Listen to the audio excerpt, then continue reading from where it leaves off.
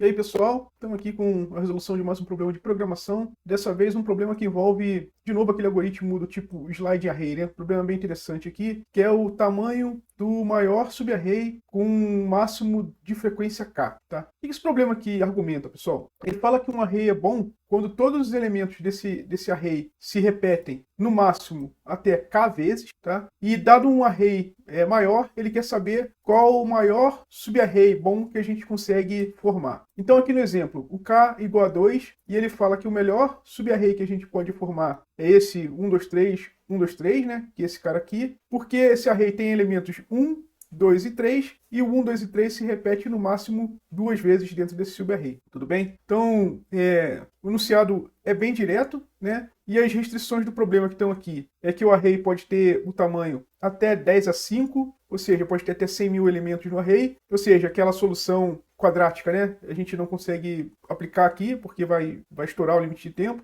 Os números dos arrays podem ir até 10 a 9, né? Pode ir até bilhão. Então também tem que ser esperto na hora de controlar a frequência desses números. E a gente pode ter um K que vai de 1, né? Não vai ter K igual a 0, até o próprio tamanho do array. Beleza? Vamos lá, pessoal. Espero não ter montado aqui um exemplo muito grande, mas como... deixa eu falar por que a solução quadrática... O que é a solução quadrática que eu falei, né? É a gente tentar formar todos os arrays possíveis e verificar se esses arrays são válidos, né? Então a gente já falou isso algumas vezes aqui no canal, mas seria eu estabelecer aqui uma base, por exemplo, o 1, né? Formar esse array de tamanho 0, depois formar um array de tamanho 1, um array de tamanho 2, um array de tamanho 3, até formar um array que fosse até o final e validando se esses caras são válidos ou não. Depois tomar o segundo elemento como base, repetir o processo e aí verificar qual o maior subarray que a gente pode formar, tá?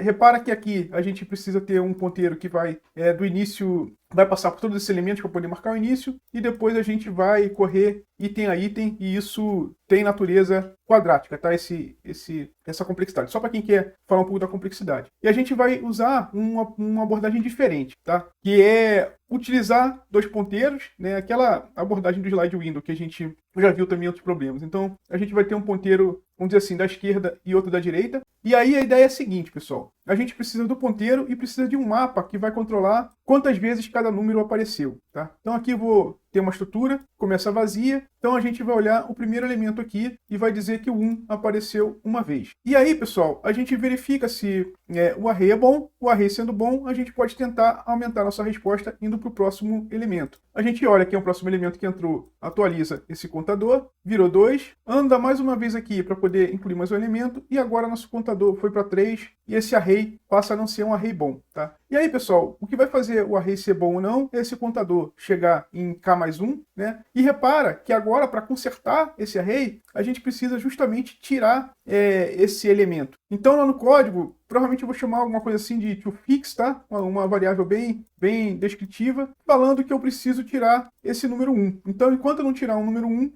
eu não posso considerar o array bom. E aí, enquanto eu estou tentando melhorar a resposta, eu ando com esse ponteiro da direita para a direita. Quando eu quero consertar a resposta, eu preciso começar a tirar elementos do meu array e andar com o ponteiro da esquerda para a direita. Então aqui, o meu toFix será 1. Acabei de tirar um 1, vou verificar isso no código, vou atualizar meu contador para 2, e aí eu posso voltar a considerar esse array como um array bom, tá? E aí, claro, eu vou ter que ficar olhando o tamanho, né, desse array que eu estou trabalhando, e o tamanho dele vai ser o ponteiro da direita menos o ponteiro da esquerda, mais 1. Repara, aqui a gente tem um array de tamanho 2.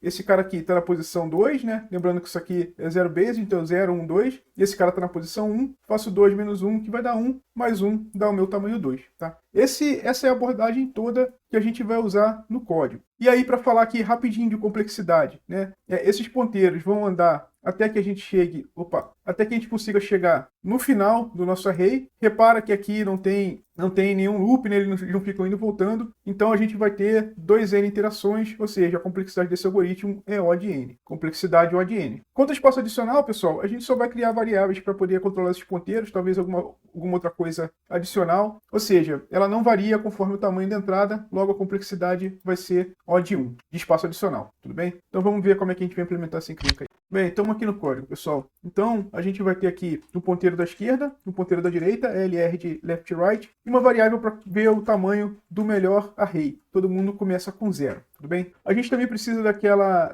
estrutura, pessoal, que vai guardar a quantidade de números que a gente está considerando num determinado intervalo. Então, isso aqui vai ser um mapa também que começa vazio. O ponteiro da direita, pessoal, a gente vai iterar do início ao fim do array de números, e aí eu posso até tirar esse R daqui, né? E ele vai ser declarado aqui. Vamos otimizar o que dá para otimizar. E aqui, pessoal, o que eu preciso fazer é o seguinte, né? Se o número de R, que é o número que está sendo apontado pelo ponteiro da direita, estiver nesse mapa de frequência, eu preciso incrementar a contagem desse número no mapa de frequência. E se ele não estiver lá, eu preciso criar uma entrada para ele. Então aqui eu estou simplesmente pegando o número apontado pelo ponteiro da direita, colocando na contagem, tá? Mais nada. E aí lembrando que quem vai tirar da contagem vai ser quando a gente precisar mover o ponteiro da esquerda. Aí, pessoal, eu preciso verificar se a inserção desse novo número estragou a nossa resposta, tá? Então eu vou controlar aquela variável toFix, né? Aí esse toFix aqui vai ser o próprio número que eu acabei de inserir, se a contagem de frequência desse número for maior do que K. Senão, eu vou botar que não tem nada para a gente consertar aqui nessa brincadeira. Se tiver alguma coisa para consertar, né, o que a gente precisa fazer? Eu posso botar aqui, né, se o toFix for diferente de none, e aí eu tenho um while aqui, porque eu posso ter que tirar vários elementos, não um elemento só. Aí agora eu vou tirar um elemento da esquerda, atualizar a contagem para decrementar o elemento que eu estou tirando, e se o elemento for igual ao toFix, o array está consertado, né? O que eu quero dizer? Imagine que o K é igual a 2. Eu coloquei, sei lá, um terceiro número 1 que estragou meu array. Eu vou tirando os elementos da esquerda para a direita até encontrar o número 1, né? Quando encontrar o número 1, a minha contagem do 1 vai voltar a 2 e aí eu posso continuar a minha vida porque aquele array está consertado, está bom de novo, tudo bem? Então, exemplo do que a gente fez ali em cima, né? Quando inseri o número no array, eu preciso acertar a frequência do cara que eu vou tirar, preciso andar com o meu ponteiro da esquerda, ele andou para a direita. Aí repara que para olhar o número que eu tirei, eu não posso mais usar nuns de L, né? Eu tenho que usar nuns de L menos 1. Então, se esse cara for igual ao toFix, eu posso dar um break. Aqui, pessoal, eu não estou preocupado de fazer esse teste se o elemento existe, porque se eu estou tendo que arrancar fora o cara, com certeza eu já incluí ele anteriormente, tá?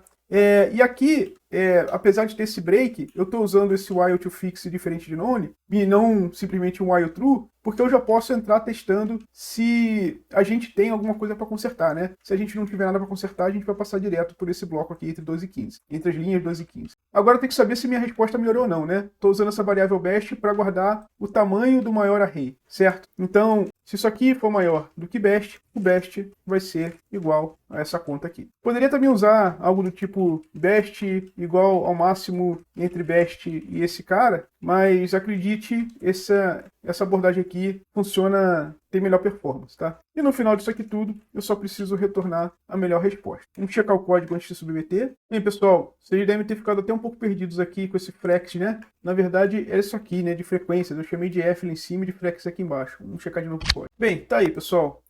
Problema enviado, né? Batendo 91% do pessoal da plataforma, provando aí que nosso algoritmo tá bem eficiente, né? Então, só reforçando, a gente está usando uma abordagem do tipo slide window, né? Janela de correr. Não sei se eu citei isso na abordagem. Se você gostou do vídeo, gostou da explicação, não esquece de deixar seu like aí para apoiar o canal e ajudar a gente a produzir novos vídeos, beleza? Então é isso, por hoje é só, vamos nessa, abraço.